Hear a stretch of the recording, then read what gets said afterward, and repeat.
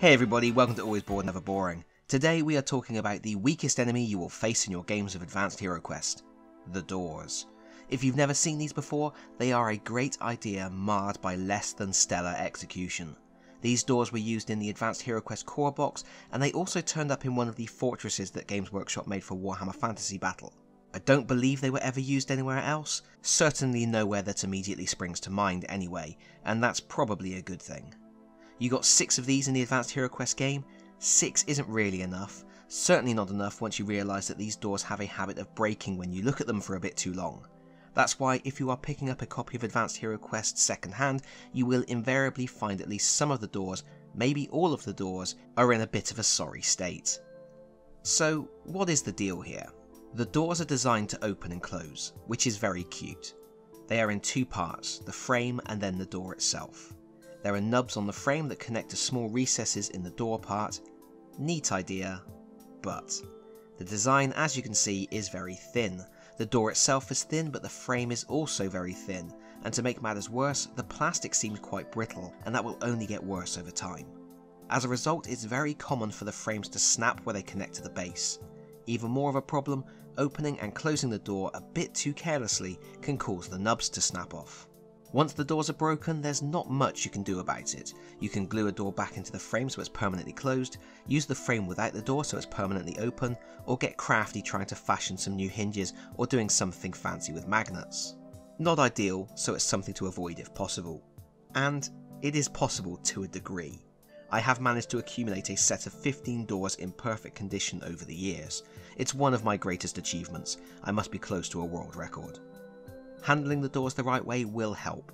I think a lot of the time the hinge nubs snap off through rough handling and trying to overextend the door in the wrong direction. If you look closely at the frame, you will see it is beveled on one side, sloping outwards to create a wider opening on that side. Additionally, the hinges are not positioned centrally in the frame, they are on the edge of the smaller opening. So when you are putting the door into the frame, you want to place it into the frame on the side of that wider opening, with the hinges to the back. That way you aren't forcing the door into a gap that's too small. And your door is only going to open one way. If it's situated properly in the frame, you can hit it from one side and it won't open. The beveled edge holds it in place. If you hit it from the other side, it swings open. Slightly. The position of the hinges stops it swinging too far, and you really don't need it to swing too far. 45 degrees is fine to indicate an open door. If you open the door the other way, the position of the hinges means the frame can't stop the door overextending, and it will put pressure on those hinges, leading to increased chance of breakage. Furthermore, the door will pop off completely. This does mean that you are handling these things with kid gloves, which isn't always ideal, and there's still a good chance eventually some are going to break, but that's the price for wanting to use the original doors. It would of course be easy to swap them out. You could easily use the doors from HeroQuest, and I do suspect that's what many people do. Swapping a closed door for an open door is much simpler, and you don't end up with a flapping door getting in the way of where your miniatures want to stand. I have also considered the idea of magnetising the doors, either setting magnets where the hinges are, or placing one in the base and one on the bottom of the door. Either way, that would involve cutting up my intact doors. These things have survived for so many years unscathed, I wouldn't have the heart. And so, kids' gloves it is. Now, let's put some paint on this thing. Naturally, we're going to start with a base coat of Chaos Black spray from Citadel, and then we are going to paint the frame in the same colour scheme as my Advanced Hero Quest bases. That will help to tie them in with the colouring of the cardboard tiles. Advanced Hero Quest has such a striking table presence when it's all set up, so I really want to try to harmonise the different elements with the same colour palette. That means I'm starting with Steel Legion Drab, and I'm going to apply this to the frame. When I paint the blocks around the frame, I'm only going to paint the faces of the blocks, leaving the gaps between them completely black. That's going to make it look similar to the base, where I'm going to freehand stone blocks, the same way I do on my Advanced Hero Quest bases. While that's drying, I'm going to switch to Mournfang Brown, and I'm going to put down a solid coat of that over the door itself.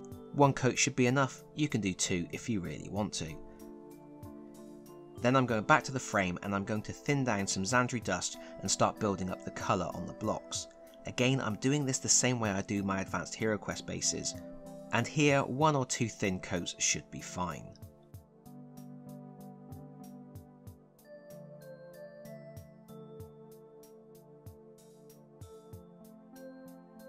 While that's drying, I'm going back to the door again, and I'm going to put a coat of Agrax Earthshade over that.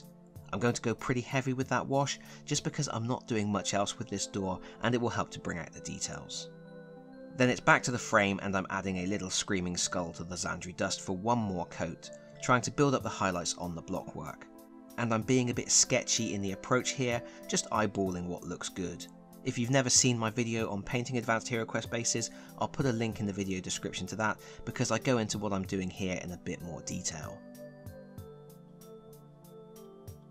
Next we are going to use some Balthazar Gold, and this is going on all the metals, so that's the hinges on the frame and the metalwork on the door itself. I'm thinning this slightly, but one coat should be good enough.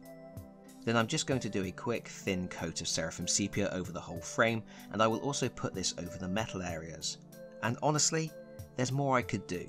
I could highlight the metal, the stonework, the wood of the door, but this is a door and life is way too short, so this is where I stop. It just needs a coat of spray varnish and it's ready for use in the dungeon. And with that done, we are one step closer to a fully painted Advanced Hero Quest core set. We still have the Henchman and the Skaven to go. But that is for another time. Thank you so much for watching. If you enjoyed the video, please consider pressing the like button. If you really enjoyed the video, please consider subscribing if you don't already do so, and hopefully I'll see you all again very soon. Bye bye everyone, bye bye.